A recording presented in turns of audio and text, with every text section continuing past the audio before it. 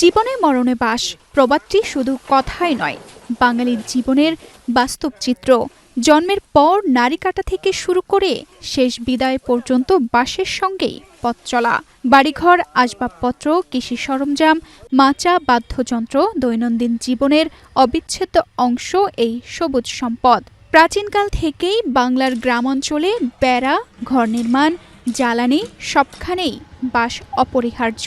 মৃত্যুর পর দাফন কাফন কিংবা শ্মশানে মৃতদেহ বহনেও বাঁশের প্রয়োজন হয়। উত্তরের জেলা কুড়িগ্রাম। এখানকার ফুলবাড়ী উপজেলাতে গড়ে উঠেছে কোটি টাকার বাঁশের ব্যবসা। স্থানীয় চাহিদা মিটিয়ে এসব বাঁশ যাচ্ছে দেশের বিভিন্ন জেলায়, এমনকি রোহিঙ্গা ক্যাম্পেও। কক্সবাজার রোহিঙ্গা ক্যাম্পে আবাসন, সেতু, মেডিকেল সেন্টার সবকিছুই মূলত বাঁশের উপর নির্ভর। প্রতি বছর অতিরিক্ত 2 কোটির বেশি বাঁশের চাহিদা তৈরি হচ্ছে এই ক্যাম্পগুলোতে। ঢাকার বিভিন্ন শহরে চলে যায়, বিভিন্ন শহরে বেচা কিনা হয়। জেলায় অন্তত 20টি হাটে প্রতিদিন বাঁশ বেচাকেনা হয়। শাহবাজার, বড়ভিটা, খড়িবাড়ি সহ বিভিন্ন আড়তে প্রতিদিন 5 ট্রাক বোঝাই বাঁশ যাচ্ছে ঢাকা, চট্টগ্রাম, খুলনা ও ফেনীতে। প্রতিটি ট্রাকে থাকে প্রায় 2800 থেকে 3700 বাঁশ। পাইকারি বাজারে প্রতিটি বাঁশ বিক্রি হয় 200 থেকে 250 টাকায়, খুচরায় 300 থেকে 400 টাকা পর্যন্ত। পার পিস 180 টাকায়, কাটানিকে রিং সহ আমাদের 50 টাকা বাড়তি খরচ। ঢাকায় যেটা বিক্রি হচ্ছে সেখানে দেখা যাচ্ছে আমাদের 3 থেকে 4 টাকা থেকে সর্বোচ্চ 60 টাকা লাভ থাকে বাঁশপতি। শ্রমিকরা জানান, ট্রাকে বাঁশ বোঝাই করে তাদের প্রতিদিন 400 থেকে 600 টাকা আয় হয়। প্রায় 1,500 শ্রমিক এই পেশার সঙ্গে জড়িত। তাদের সংসার এই আয় দিয়েই চলে। 50 জন কাজ করি, ওরা আলাদা কাজ করে ওই কুলি হিসেবে। আমরা এই ঝাড়ের মধ্যে আমরা এই যে বাঁশ কাটিয়ে আমরা বাড়ি খড়ি প্লেস করে দেই। ভ্যানওয়ালা আবার নিয়ে যায়, আবার ভ্যানওয়ালায় নিয়ে যায় আড়ত থেকে, ওখানে আড়ত থেকে আবার আলাদা লোক আছে, ওটা সেকশন করে। জনপ্রতি আমাকে 600 পড়ে, 500 পড়ে, এইভাবে আমার সংসার চলে যায়।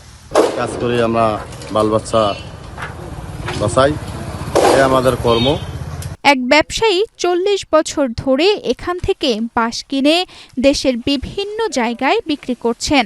এখন এলাকায় বেকার নেই বললেই চলে, সবাই এই কাজের সঙ্গেই জড়িত। আমার বাপদাদা আগে করছে পানি দিয়ে যোগাযোগ বিচ্ছিন্ন হওয়ার পরে এখন আমরা করি ট্রাক দিয়ে ব্যবসা। ট্রাকের ব্যবসা, বিভিন্ন জায়গা থেকে মাল নিয়ে আসি, বিভিন্ন জায়গা থেকে গাড়ি লোড দিয়ে দেই। কৃষি সম্প্রসারণ অধিদপ্তরের তথ্য অনুযায়ী এবছর জেলায় 25 হেক্টর জমিতে উৎপাদিত হয়েছে 16,93,984টি বাঁশ। মাটি উপযোগী হওয়ায় এখানে স্বাভাবিকভাবেই বিভিন্ন জাতের বাঁশ জন্মে। 25 হেক্টর জমিতে বাঁশ রয়েছে। এগুলো মূলত বাড়ির আশেপাশে পরিত্যক্ত জমিতে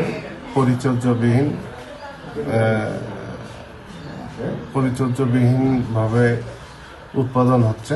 বিশেষজ্ঞরা বলছেন, সঠিক পরিচর্যা ও পরিকল্পিত চাষ হলে বাঁশ হতে পারে উত্তরাঞ্চলের অন্যতম লাভজনক ফসল।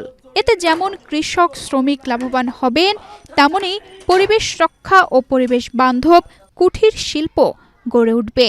বাঁশ একটি অর্থকরী ফসল, এটা নিজ উদ্যোগেই করে থাকে।